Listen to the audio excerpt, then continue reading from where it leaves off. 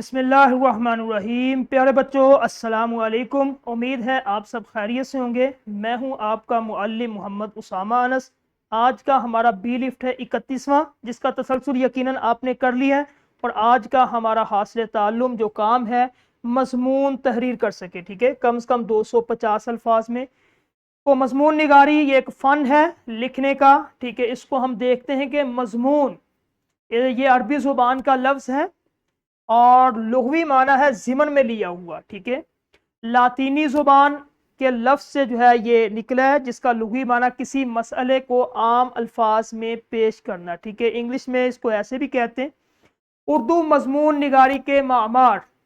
اردو مضمون نگاری کا باقاعدہ آغاز سر سید احمد خان اور علی گڑھ تحریک کے زیر اثر ہوا، یعنی کہ مضمون نگاری کے بانی ہے سر سید احمد خان، جس کی تصویر آپ دیکھ رہے ہیں۔ سب سے پہلے مضمون کا فن مضمون نگاری جو ہے سر سید نے ایجاد کی تھی۔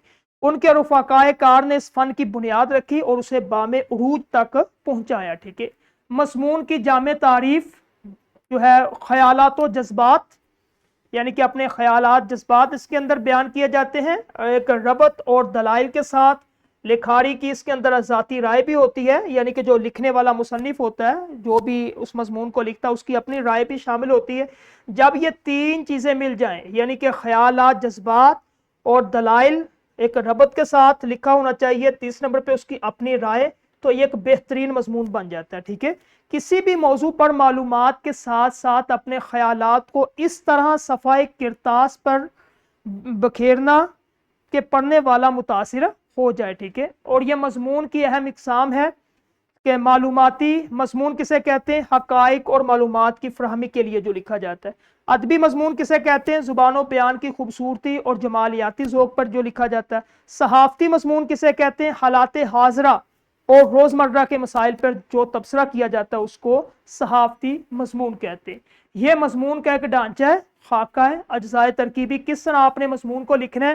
سب سے پہلے تمہید، ٹھیک ہے، اس کا تعارف کروائیں، کس چیز پہ آپ مضمون لکھ رہے ہیں۔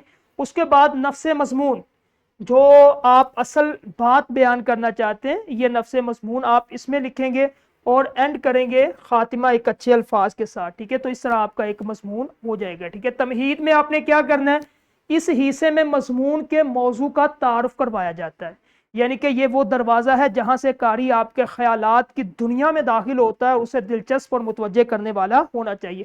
یعنی کہ جب آپ نے کوئی بھی مضمون شروع کرنا ہے، ایک ایسے دلچسپ لائن یا شعر یا کسی ایک ایسی بات سے کریں تاکہ جو پڑھنے والا قاری ہے اس کے اندر تجسس پیدا ہو جائے، وہ آگے آپ کی دوسری لائن، تیسری لائن، چوتھی، اسی طرح آپ کا مضمون ختم ہو جائے اور وہ پڑھتا رہے، ٹھیک ہے۔ دوسرا سب سے بڑا حصہ ہوتا ہے نفس مضمون۔ اس حصے میں مضمون کے موضوع کی مکمل تفصیلات اور دلائل شامل کیے جاتے ہیں، اور یہ مضمون کا دل ہوتا ہے۔ تمام حقائق، معلومات اور آپ کی ذاتی رائے اسی حصے میں تفصیلاً بیان کی جاتی۔ تیسرا حصہ اختتام کا ہوتا ہے۔